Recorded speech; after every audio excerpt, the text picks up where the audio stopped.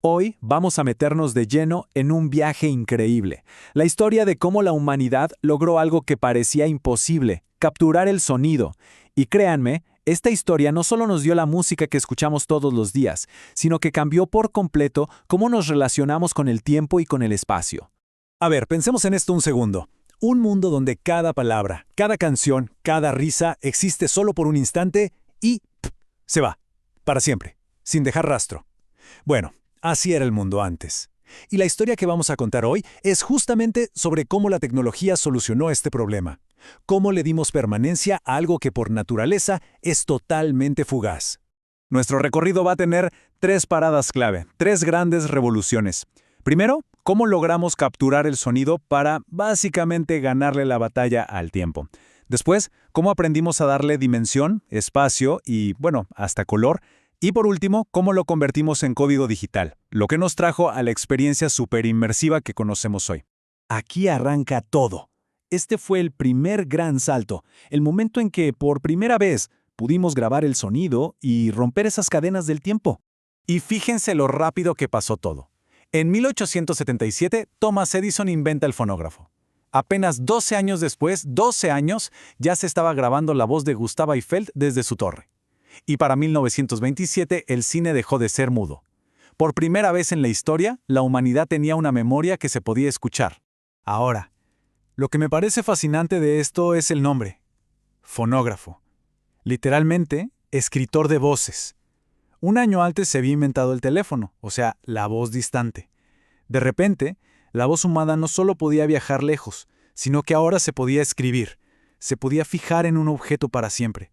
Es que fue una revolución total en la experiencia de ser humano. Y claro, esto nos lleva a una pregunta súper interesante que se empezaron a hacer los teóricos de la época.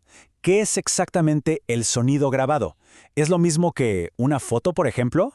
Y acá está la clave de todo. Una foto es una representación. Vemos una foto de alguien y sabemos que no es la persona, pero con el sonido es distinto. Es una reproducción. El cerebro no lo procesa como una imitación, sino como el sonido original, que simplemente está pasando por otro medio. Por eso nos convence tanto, por eso se siente tan real. Y este ejemplo es perfecto. A todos nos pasó alguna vez. Estamos viendo una película, suena un teléfono en la pantalla, y por un segundo, pensamos que es el nuestro. Ese pequeño momento de confusión lo demuestra todo. Aceptamos el sonido grabado como si fuera la realidad misma. El cerebro casi no distingue entre el sonido que está ahí y el que está grabado. Bueno, pasemos a la segunda gran revolución. Aquí el sonido no solo se volvió más claro, sino que ganó una dimensión física. Dejó de ser algo plano para empezar a ocupar un lugar en el espacio. En los años 60, con la llegada del estéreo, el sonido rompió su marco. Ya no salía de un solo punto como una foto. Ahora los ingenieros y los músicos podían casi pintar un paisaje sonoro. Podían mover un instrumento a la izquierda, otro a la derecha, creando una sensación de profundidad y realismo que el sonido mono simplemente no podía ofrecer. Esta nueva tecnología cambió las reglas del juego. Para artistas como The Beatles, por ejemplo, el estudio de grabación dejó de ser solo un lugar para registrar lo que tocaban. No, se convirtió en un instrumento más. Podían poner capas y capas de sonido, poner cintas al revés, jugar con la velocidad. Estaban literalmente esculpiendo con el sonido en este nuevo lienzo espacial. Y esto nos trae al cambio más profundo de todos, el momento en que las ondas de sonido dejaron de ser algo físico para convertirse en unos y ceros. Entramos al mundo digital. Pero, ojo, que la transición no fue tan simple. Cuando salieron los primeros CDs en los años 80, muchísima gente se quejó. Decían que el sonido era frío, metálico, que no tenía el alma o la calidez de los discos de vinilo. ¿Qué estaba pasando ahí? La clave, parece, estaba en la precisión. El vinilo, por sus propias limitaciones físicas, como que pega un poquito los sonidos, los mezcla sutilmente, y eso es lo que percibimos como calidez. El CD, en cambio, era perfecto, demasiado preciso. Separaba cada instrumento con una claridad que al principio se sentía rara, casi artificial. Es irónico, ¿no? La imperfección del vinilo se había convertido en su mayor virtud.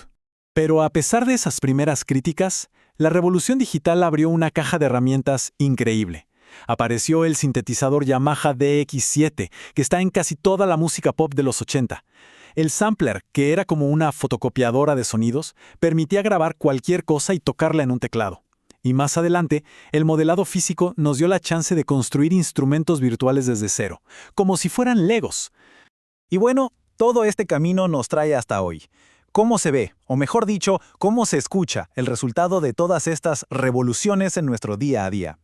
La respuesta se puede resumir en ese número, 5.1. Este es básicamente el estándar del sonido envolvente moderno. Es la culminación de esa búsqueda de inversión total que empezó hace más de un siglo con el fonógrafo de Edison. Y funciona de una manera genial. Cada parlante, cada canal, tiene una misión específica. El del centro es para que las voces se escuchen claras, los de adelante para la música y los efectos principales, los de atrás para crear ambiente y que sintamos que las cosas pasan a nuestro alrededor. Y el punto 1, bueno, ese es el subwoofer, para los bajos que se sienten en el cuerpo. El sonido ya no solo está grabado en el tiempo, ahora nos envuelve por completo en el espacio.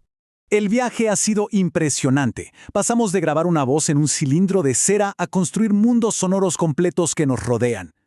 Conquistamos el tiempo, dándole memoria al sonido. Conquistamos el espacio, aprendiendo a pintar con él. Pero ahora que el sonido puede ser inteligente, interactivo y personalizado, la pregunta que queda flotando es, ¿cuál es la próxima frontera? ¿Será una en la que el sonido no solo lo escuchemos, sino que también nos escuche a nosotros?